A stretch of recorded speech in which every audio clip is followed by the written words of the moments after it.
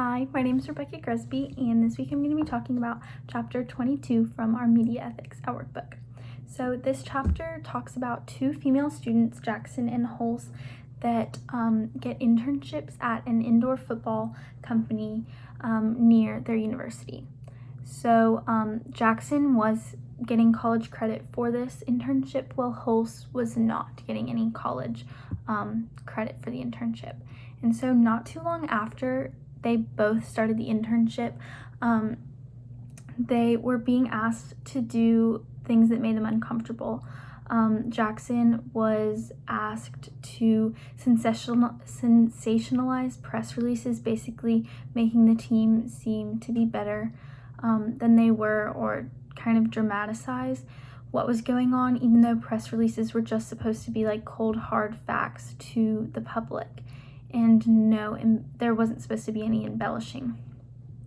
So then the chapter goes on to talk about that at the beginning, the supervisors began to make sexual comments, and they were getting sexual comments from other people within the organization, and it just made them uncomfortable. It says that Jackson was told by her supervisor that she was not allowed to wear jeans because it was distracting to the men in the office, whereas other people were wearing jeans and hers weren't too tight or having rips in them. Like, she thought that she was being professional with her clothing choices.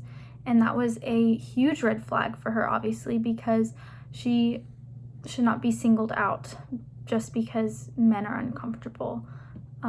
Or it was distracting. I mean, not that it was uncomfortable for the men. So then Hulse was being asked to...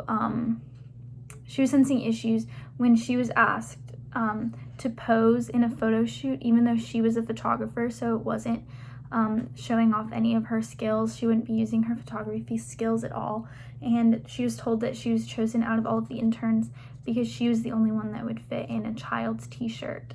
And there were sexual comments from her coworkers and players from the football team that made her very uncomfortable in that situation, which, like, I can't blame her. That is an awkward situation and an inappropriate request that does not benefit her within her internship at all. So then Jackson and Hulse kind of brushed those things off, and the chapter explains that Jackson then received unsolicited sexual pictures from a male on the football team through Snapchat, and it was someone that she had only met briefly. They didn't have any sort of relationship with each other except knowing each other briefly. So it made her feel uncomfortable, obviously, and the work environment was unsafe for her because she felt uncomfortable walking to her car at night after a shift and stuff like that, because she didn't know what the men on this football team were going to do. So when she reported that to her supervisor at the company, he legitimately said, "Good luck reporting that to HR because we don't have one," and brushed it off and made it seem like it wasn't very important at all, and had no intentions of reprimanding the player or educating anybody on sexual harassment and the possible negative ramifications of that. And so this was an obvious abuse of power and silencing of the victim, which was Jackson. And so Jackson was feeling severely uncomfortable after that situation and after being shot down by her supervisor, knowing that he wasn't going to do anything about it. And so she went to her academic advisor at school, and they got the dean of students, and they were advocating for both of the students, even though the other one was not getting school credit for this. Hulse wasn't getting school credit. They were advised not to speak to anyone from the organization anymore and discontinued their time there, even though they only had 3 weeks left.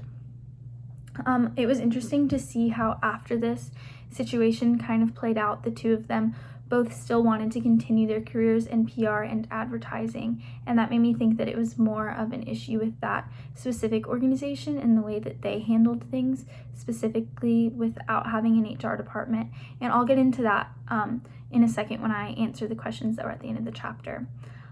So if I were in this situation and the supervisor did believe me and wanted to have a meeting with me and all of the parties involved, I think that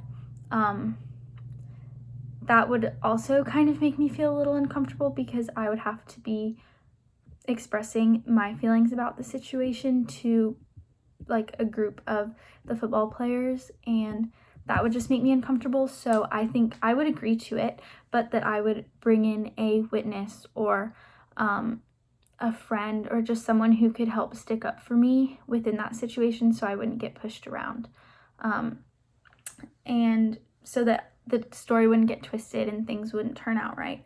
So then the next question, I did not think that it was unprofessional for the two of them to discontinue their internship, because they did feel unsafe and uncomfortable within that work environment. And if future jobs ask about that, they could explain the situation and also explain that they did all of the things right, but the organization did not. The unsafe work environment was way worse than them quitting, in my opinion. And they were advised to by the school, and I think that that was a well thought out decision. So then I think that this workplace specifically could discourage a culture that's accepting of sexual harassment by making their employees and players take a yearly sexual harassment course. It could be an outlet to educate everyone on what sexual harassment is, what can be categorized as it, and also educate possible future victims or past victims or even current victims on how to report it, which would mean that this company specifically would probably need to create an HR department. So yeah, I kind of really enjoyed this chapter, and thanks for watching. Bye.